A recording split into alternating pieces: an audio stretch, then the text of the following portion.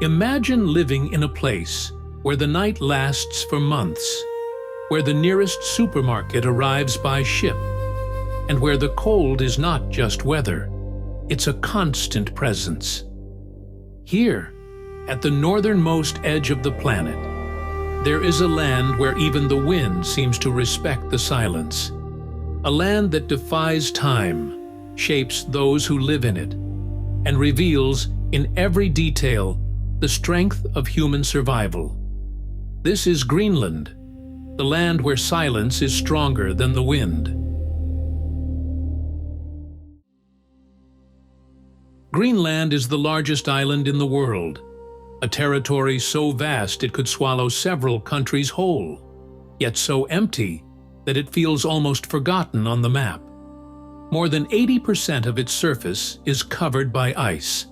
And not just any ice, it's an ancient, deep ice sheet that holds thousands upon thousands of years of frozen history. Because of this, life only exists along the narrow edges of the island, stretched along the coast. That is where nearly all of its 56,000 inhabitants live. A number so small, it feels unreal to anyone used to crowded, noisy cities. Here, every settlement is an isolated bubble, like tiny islands floating in an endless white sea. As we approach Nuuk, the capital appears almost unexpectedly, a cluster of vibrant colors standing out against the vast frozen landscape. The city is not tiny, but compared to the immensity around it, it feels small. Colorful houses, red, yellow, blue, and green, spread across the rocky hillsides, as if someone had painted dots of life onto a monochromatic canvas. It's fascinating how these bright colors resist the cold and the wind, bringing a touch of visual warmth to a place where summer is brief, and winter seems to take up nearly the entire year. The houses are made of wood, reinforced to withstand the strong gusts that come from the sea and roll down the mountains. Painting them in bright colors became tradition, identity, and perhaps even necessity. In a landscape dominated by snow and long winter darkness, a red or yellow house is not just beautiful. It's a reference point, a way to bring humanity into a wild environment. Walking through these towns feels both strange and enchanting. The streets are quiet. There is no heavy traffic because Greenland simply has no roads connecting its cities. Roads end within the towns themselves, and that changes everything. To go from one settlement to another, you must fly, sail, or glide over snow. Small airplanes cut through the sky, boats enter the icy fjords, helicopters land on solitary platforms, snowmobiles race across white plains, and dog sleds remain a real form of transportation in certain regions.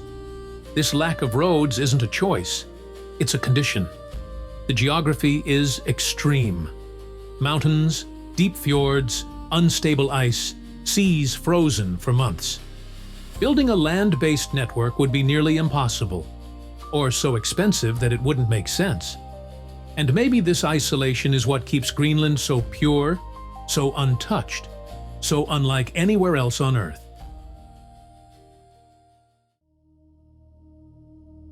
Leaving the capital and heading inland into shallow, silent tundras, something unusual happens.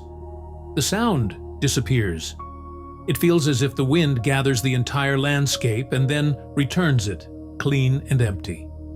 The tundras are wide stretches of low vegetation where moss, lichen, and tiny flowers cling to the frozen ground.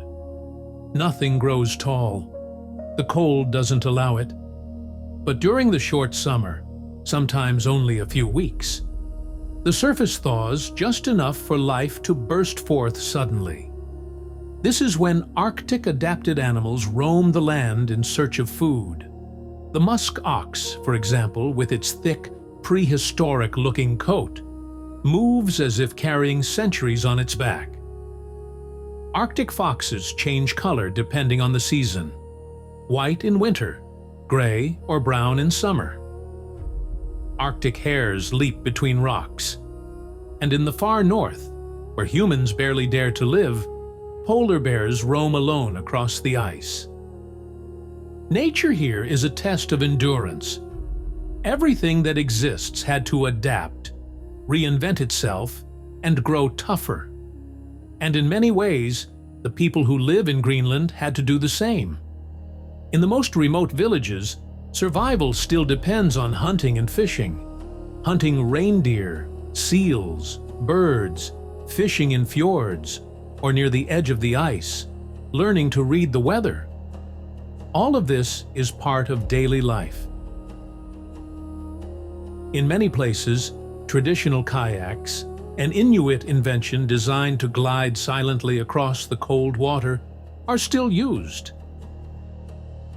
And in some regions, dog sleds remain the most efficient way to travel long distances over snow, especially when the terrain is uneven and winter takes over.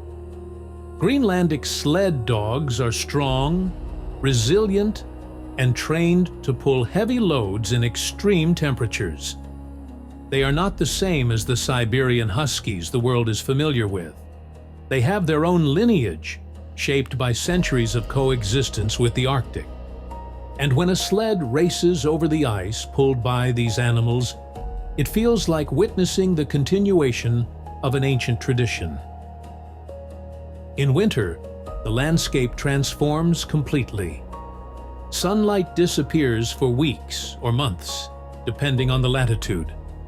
The polar night covers everything in a bluish darkness, almost spiritual. And above it all, the northern lights stretch across the sky, dancing, waving, swirling like living curtains. It's hard not to feel that something magical is happening when an aurora moves across a silent horizon. And it is during this long night that the most isolated residents show their resilience. Ice fishing continues, hunting continues, and life follows its own rhythm, dictated not by modern urgency, but by the environment itself. Perhaps this is what impresses the most: the simplicity and depth of the relationship between the people and the land.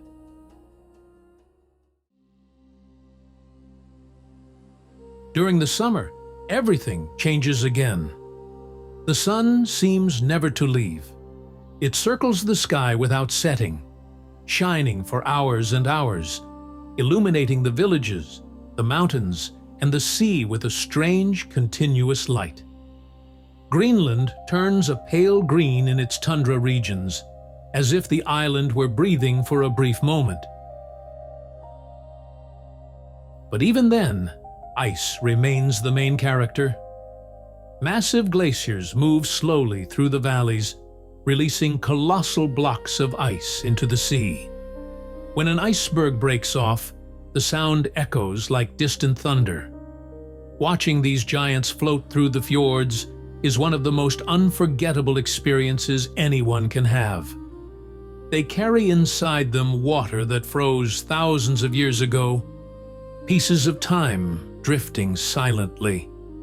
It's impossible to be here and not think about what it means to live in a place like this. Greenland's way of life is simple, yes, but also deep. Its people speak Greenlandic, especially the Kalaallisut dialect, as well as Danish. Both languages coexist in daily life and in institutions, reflecting the island's history, which has been part of the Kingdom of Denmark since 1953, but has maintained political autonomy since the late 1970s. And despite all the challenges, there is something special about Greenlandic life, a sense of community, a bond with the landscape, an understanding that being here is more than living in a location. It is learning to coexist with nature in its rawest form. As we leave Greenland behind, it feels as though something stays with us. Maybe it's the silence that fills the landscape. Maybe it's the strength of those who choose to live at the edge of the world. Here, everything seems to demand more calm, more respect, more presence. There is no rush when the climate dictates the rhythm, and no room for distraction when nature speaks so loudly. In every village, every fjord, and every stretch of tundra, there is a story built on resilience and simplicity. It's as if life here survives through the courage to accept the environment as it is, raw, frozen, immense, and still find beauty within it. And in the end, it becomes clear that Greenland does not tell its story through grand gestures or dramatic displays. It reveals itself in the details, in the cracking of ice, in the light that never sets, in the darkness that lasts for weeks, in the colorful houses defying winter, in the boats that glide across silent waters.